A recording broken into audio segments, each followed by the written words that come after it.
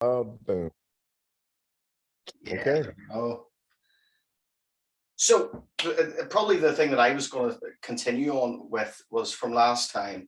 We were talking slightly on, the next generation and so on and so forth. And I don't know about you, but if I were to think of anybody within church who is doing a lot for the next generation coming through, it would be yourself with Answers International and different things like that. You're obviously going out there and actually walking the walk. And there was a thing that Todd White said in your service yesterday about the church, the general church, being practical or practical atheists, in the sense that they're not actually walking out the walk. And it stuck with me, that phrase. Yeah. And I don't know, but what would your concern be over the next generation coming through? Like the kids, the Generation Z and so on, or Generation Z, what would your concern be for them? Oh, brother, there's no end to my concern for them. There's no end. Honestly, man, my main concern for the next generation and the generations behind is literally there is so much. Jesus said in the last days, whenever they asked Jesus, hey, when's the end of the world coming? And he says, see that you're not deceived. And then he goes into his long litany of all those different things. But he's like, your number one priority that you're gonna have to watch for is just to know what's real and to know what's true and to not be Yeah, deceived and to not have a narrative that you're swept down the road on and just miss, just miss the truth. And I don't think that the church, and I mean me including, and all of us, I'm including all of us when I say the church, I just don't think that we are really good at knowing how to reach kids anymore, knowing how to reach our yeah, own kids, yeah, um, and to know how to captivate them and to activate them, to stimulate them towards the things of the Lord, and to bring true active participation in how they walk out their walk and in the joy. And if they are, they have to be so isolated from everybody else that also becomes an issue. And so I'm all for it. I've been telling everybody, I mean, everybody at Open Door, man, is just flat out pulling their kids out of schools, just pulling them out. And like, wow. And I mean, we're having to actually do ministries now just to help all the people that are homeschooling their kids. And I have a lot of friends that are school teachers and a lot of friends that work in public schools, and they're just really sad over it. And they're like, we don't blame them. yeah. Like, I have one good friend of mine is a school administrator, and she has her kids in private school, and she's a public school administrator, and she's like, I don't want my kids in this school. It's just the environment is just terrible, and there are radicals that are teaching these kids and demanding that certain things are taught and all that. And it's like, whoa, I honestly do not know how the church can get really good at just reaching our own kids and then reaching the kids of the world. Right now we're doing a vacation Bible school, and there's over 700 kids there right now. And we're doing it all day long. We can Mhm. do things like that, and those things are wonderful. But I'm just talking about long lasting impact of Yeah. how relevant kids are in the church and how relevant the church is to kids. We have some tremendous challenges.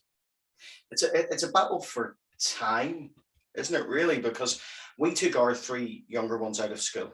I've got two older children; they work for me, but the three younger ones, they're all home educated now, and we were very aware that the school system, you have your children, and then you hand them back to the school and the state for the majority of the day, and then even when your children come home, they're dictated what they should be doing through homework and so on. So they've got another chunk of their day out of that's actually dictated by the state, and you get this small window with them.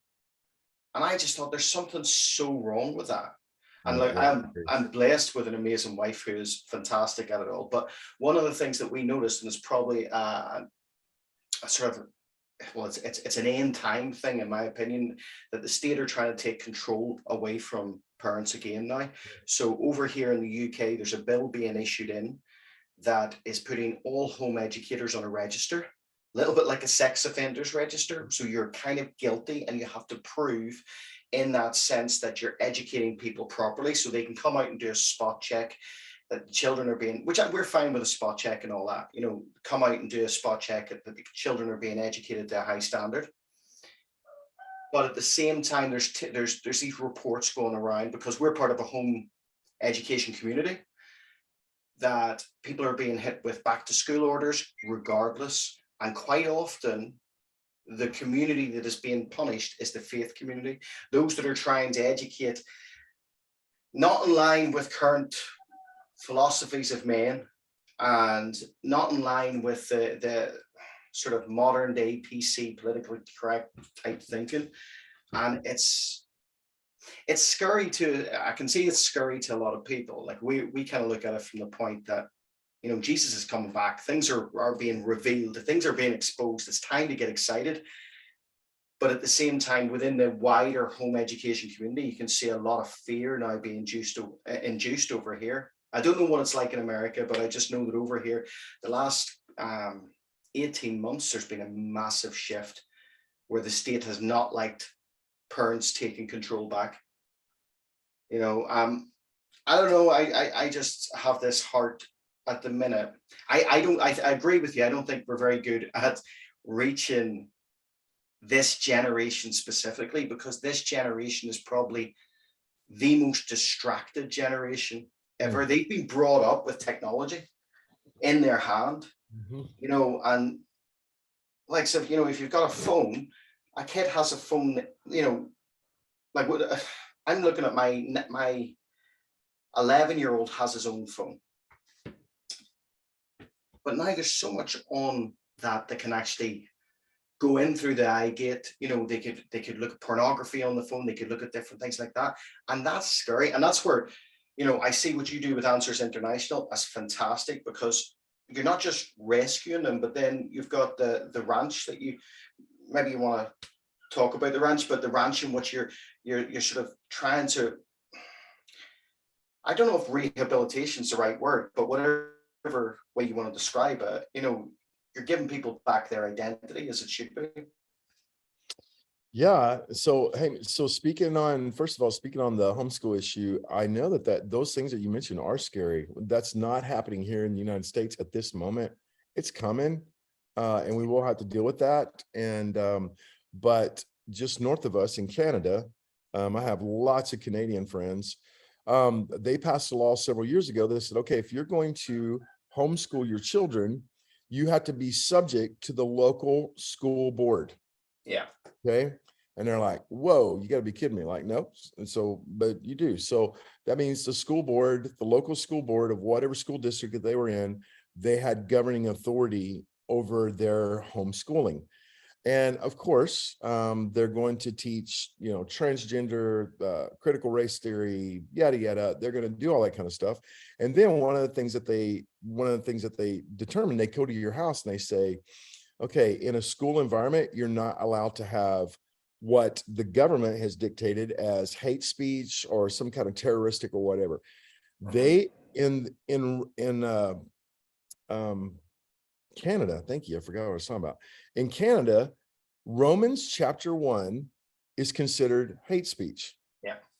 So what that means is if they have a radical on the local school board, they can come to your house, and if they find a Bible in your house, then you're done.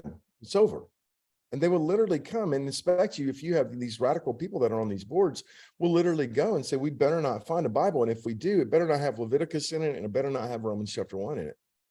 And these guys are like, you're not coming into my house and inspecting to see if I have a Bible. I do have a Bible. And they're like, okay, well then, you're done. And if your kids don't show up in school, then we'll have CPS come and take your kids away from you. And I mean, that's going on actually in just right on the other side of the American border in Canada right now. That's happening. It's really plain to see the new world order just being established in front of your eyes. But I never thought, like, I remember back years ago reading the Tim LaHaye books and all of that and thinking, yeah, that'll be exciting for some other generation. We'll not live through this. And then I think it was 2019, I remember teaching on the Chinese social credit system. And the big thing that I taught on about that was the fact that the response to it by Western nations, Western leaders were turning around and saying, this is a good idea. And so I remember warning the church that this is coming. And now you're seeing it. Canada's one of those places that you're seeing this coming in. And it's coming in different forms. Italy's another place. But I remember, was it 2020 or 2021? The UK government tried to bring in a dinner table act, which was to monitor hate speech around the dinner table. So if you and your family, we've all got a crazy uncle or something like that, are sitting around and somebody says something that's not politically correct, well, that becomes hate speech and there becomes an offense. Now, it ended up getting scrapped, but I don't doubt that we'll see it again in some way, shape, or form. But it just shows you they're really pushing. You know, even I saw today that Pope Francis has turned around and said that any Christian who owns a gun can't consider themselves a Christian. I can't see that in the Bible, but oh, King Jesus, that guy is something else, man. He is something else. Really, I haven't heard that he said that. Yeah. I think, you know, maybe if you've got a couple of minutes, we go down that route, you know, just talk about that, because there's so much being exposed right now, you know, so much. Whereas you go back 20, 30 years, everything was kind of hidden and in secret. Whereas now the globalist regime, the demonic agenda, all of that, it's right out, it's right in front of you. And that makes me concerned for the children, you know, that's so much, it's so upfront and in their face, you know, that you've got all of this right in front of them, and it becomes the norm, you know, from the likes of people in Hollywood to what the state are trying to push forward. You know, I said, you know, we home educate, and we have our kids have friends within the home education community, but I know that in some of those events, kids who are still in the school system have been brought along. And a lot of those, you're talking 10, 9 and younger, are identifying as bisexual, pansexual, and whatever else is under the umbrella. And like you said, Romans 1, well, Romans 1 is where they worship the verse 28, they're given over to a debased mind, because they choose to not keep the knowledge of God. Yep. And I don't know your take on it. I know you do the Revelation report, and I know you've got a lot of things that you unveil and stuff there. But where do you see this going? And what's the response? I know our response is to shine bright, but what can the church practically do? Well, for one thing, we have to constantly remind ourselves that we are not powerless in this. Yeah. And it's just a different kind of challenge than what it is that we faced before. And I mean, there is an absolute hostility that is against our kids, and we got to defend our kids, and we have to call that hostility. Like this hostility, this sexual hostility that is against my kids, that's what that is. No, that's not you being my friend, and that's not you being their friend. This is sexual hostility towards my kids, and it's going to stop. We know, again, that we are not powerless. One of the things that we had somebody on our school board, not our school board, but our city council in Burleson, that, man, the mayor just seemed like he was unstoppable. He'd been mayor for 20 years, was not a believer, gave the church a lot of issues, had very liberal policies, all those kinds of things. And then they had a bunch of people. I want to tell you, man, I rose up and got behind the pulpit on a Wednesday night and said, I feel so powerless that these guys are passing these laws. And I just had to remind myself that I'm not powerless. And I said, we're all going to pray, and we're going to pray against these things, man, that they're trying to pass and what they're doing and what they're saying. And I've got them here on tape, and this is what they're saying. And I swatted the hornet's nest, and I just said, and then they came out and they said, you can't talk like that from behind a pulpit. And I went, there it is. I went right there. I said, do not think that these guys do not want to control what we preach and how we preach and what we live and how we live. There it is right there. And boom, next election, they all got voted out. So they literally, because I did that, and because our team rose up, and we literally just started capturing everything they said and put it out there. And dude, they all got voted out, and they seemed totally unstoppable. Yeah. And it was just a simple solution to a complicated issue, man, that the Lord gave. And um, I would say the same thing, that in every single situation that we're in regarding our kids, that there are indeed supernaturally simple solutions to complicated issues. And then where there's not, there's just a grace from the Lord to be able to be in that environment and for it not to get our kids. And my wife grew up in a hood, man. She grew up in a foster home. Her parents were foster parents. And dude, all those kids that lived in her house were the worst kids you ever saw. And they lived in the worst part of town that you could imagine. She grew up in East LA. I mean, and they were the only white people anywhere there. I mean, anywhere there. And I mean, unbelievable hostility against her and her siblings.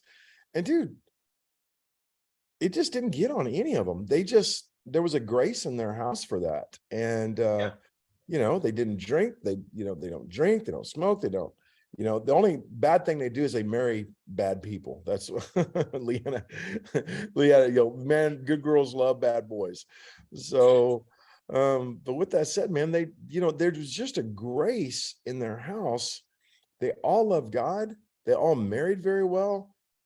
Just a grace, just a real grace to just navigate right through that like it wasn't any big deal. And it's a wonder. I think it's you can either take the picture as a whole, I suppose, with all the kids and all the generation coming through, or you can do what I see Open Door Church and your ministry do, is you take one at a time, one child at a time, like the girl in Colombia that you just went on the whim of a dream and went across to, and there was a miracle there. Because I'm quite, for me, I get overwhelmed because I start thinking about the big picture, and I start thinking, right, we just got to shout and yell and get it out there. And, one of the things I want the children, this generation, to see is to see the example of it, to see people on fire for Jesus, people willing to lay down their lives. And, I told you we had baptisms yesterday. There was one of the guys that we baptized yesterday. He's not long saved. But now what he does with all of his spare time is he goes out into the town. He goes and witnesses to the homeless. He has bought himself a wee speaker. He goes out and he just starts screaming from the top of his voice and telling people how much Jesus loves them and how that's the only way. And I just think that's what it's about. If everybody, if it's like a book of matches, if one match goes, the whole of them. Right on, bro. And to see that, I just think if the kids see that, it's just amazing. It is amazing. I'm lucky with my wife. She came back from Blackpool last week after preaching to everybody that she could find on the streets of Blackpool, but on absolute fire, and then that translates because our kids see that, and then they carry it through, and then they're very quick to go up and pray with someone. But it's so heartbreaking.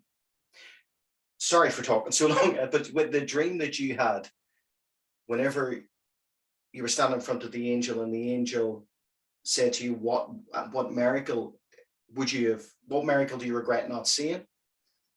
That really hit me, because I worry about the people who slip through the nets, the kids that we don't get, the kids that you can't witness to, the people that you don't get a chance to witness to.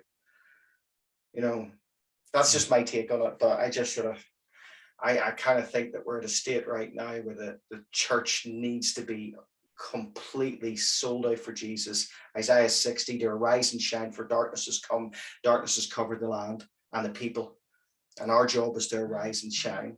Amen. I don't know, I know we're being recorded now, but I know we talked about it before, but do you want to, I know you've done it a lot, do you want to tell that story about the miracle there? Yeah. So, I just have about 5 to 7 minutes left, and then I got to prep for for my 12 o'clock, my 11 o'clock. But yeah, so I was in Georgia, and then Leanna and I was in Florida, and I was doing conferences, and we were traveling around quite a bit. and I had a team that's down in the Amazon, and I love the Amazon. I love the Amazon River. I love Colombia. I love Peru. I love Brazil, and that whole part of the world is just fascinating. And we've had a school down there for 20 years, and they were down there actually, Gary, for the 20-year anniversary, and they had a huge celebration. And when I say we have a school, that's a mild word for it. It's a rescue center. It does have a full-blown school. It's an orphanage. Mm. A lot of the kids that are there are there, they actually live there, and then some of them actually live close by, and then they come. So it's a whole lot of things. And I had this dream when I was in Florida, and the dream was I was being interviewed, and it was like it was the end of my life. And it was like the post game, show, like, after a football game, everybody wants to talk about what happened in the game. And I was about to go into the kingdom of heaven, and I stopped for this interview. And there was an angel, and he didn't have wings or anything, but I just knew he was angelic, and we were sitting together, and he was very excited, and he's like, "Well, Troy, you did very well, and my goodness, the favor of the Lord that was upon you, it's just amazing." I said, "Oh, it really was amazing. I'm just so happy about it." And they were like, and then he starts asking me questions. At what times in your life did you see the favor of God go up in your life? And why did that happen? And then what was the result of God's favor? And I would be like, "Oh, let me tell you this." Boom, boom, boom, boom, boom, boom, boom, boom, boom. And like, okay, what? And then they're like, how many times, what are some specific times that the Lord showed up in your life? And the way that you knew he would show up. And I talked about those. And what are some ways he showed up that you were never knew he could even show up like that? And I said, "Oh, yeah, I've got a bunch of those." And I talk. And they're like, "Man, the Father's amazing." I'm like, he is. He's just incredible. And then he started asking me about my top 10 favorite miracles and the impact they had on me, and how I fell in love with the Lord because of it, and how I had to steward it and all that. And we had that talk. And then he said, "So what?" He goes, "Give me," he goes, "Are you aware of the top 10 miracles that the Father offered you that you missed? And what would be the top one out of all the miracles that the Lord offered you that you missed, and you just couldn't get in the right place, the right time? It just didn't work out, and you really hate that you missed that. What would that be? And are you aware of those?" I said, "Oh yeah, I am." And immediately I said, "Probably the biggest one is that had I been able to find a way to get to the Amazon, and near the time that Daryl and the team was down there, I guarantee you the Lord had a miracle for me. And the miracle was that I could have walked right up to that little girl. She would have hugged me. She would have no longer been the kind of child that wouldn't touch anybody. And then I would have said to her, 'You know what? It's okay for you to talk.' And then she would have started speaking.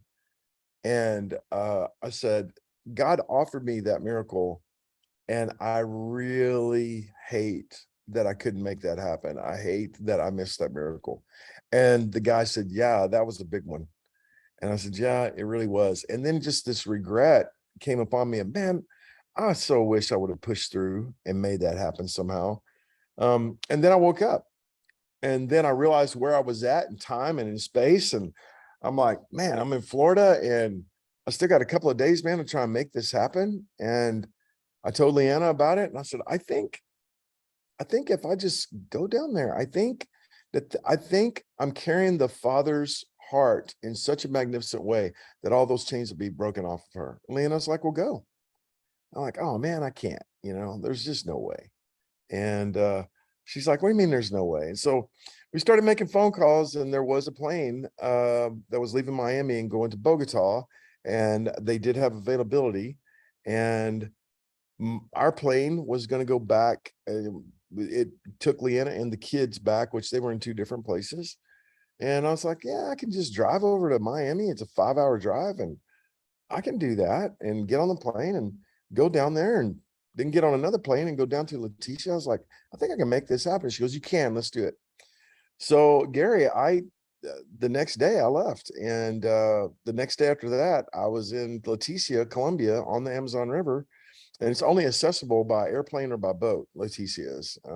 There are no roads to it, and I got in the car and drove through town, and then my team met me, and we crossed the border into Brazil, and which is interesting there because, man, there's no it's like a state border here in the United States. It's just there's no guards, there's no nothing. It's just you just drive, just drive back and forth. And I thought, well, that's cool. And then we got across there, and I pulled up, went to our rescue home. There was already doing a kids crusade there. They were doing all kinds of ministry for the kids that was there. I walked in, and my children's church pastor was there, and she said, "There's my little friend right over there." And I saw her, and I was just looking at her. Excuse me.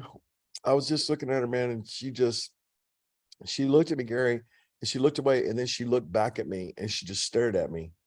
And my interpreter said in Portuguese, she said, "That's Papa Troy, and he came all the way down here to see you." And she just looked at them and then looked back at me, and she smiled, and she got up and she walked right across the room, bro. And she hugged me. And I was like, okay, here we go, man. And I mean, it was a true miracle. She had never allowed anybody to touch her. She wouldn't have any kind of human contact. The kind of pornography that little girl comes out of is just truly horrific. And she's 9. She's 9 years old, and so she was hugging me and hugging me and hugging me and hugging me. And man, the power of God was being poured out. All of the workers at our rescue home was freaking out. Like, what happened? What happened?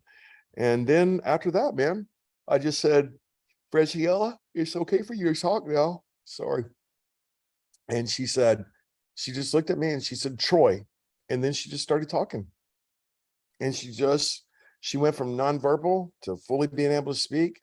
She went from being a victim to being a beautiful little girl that just wants to run and jump and play like all the other little girls. I saw that miracle. My whole team saw that miracle.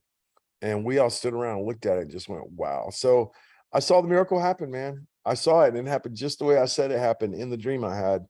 And it was weird because in the dream, I was in the future speaking of something in the past, but was prophesying in real time to something that was in the future.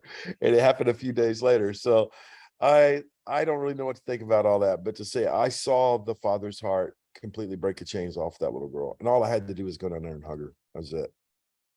Wow, that's awesome. That's like that's the message there today. So that's brilliant. I'm just telling you, man. Uh, It was truly incredible. Pastor Gary, I'm gonna have to let you go, man. yes, no problem. I have an That's 11 all. o'clock, and I have a whole bunch of meetings today like this, but man, I sure enjoy our time together. Thank you so much for reaching out and for wanting to talk and for being my friend. And I sure do love you, brother. Proud of you. Right back at you. I've got as you're talking, I'll not waste your time now, so I'll message you. Um, God was speaking, so I've written down wee bits of it, a Oh, prophetic word for you. So I'll text you through, and oh, you, please. okay. Please do. Please do, brother. Well, the Lord bless you, my friend. And thank you so much. And let's do this again soon. Okay. God bless. God bless you, buddy. Okay. Bye-bye.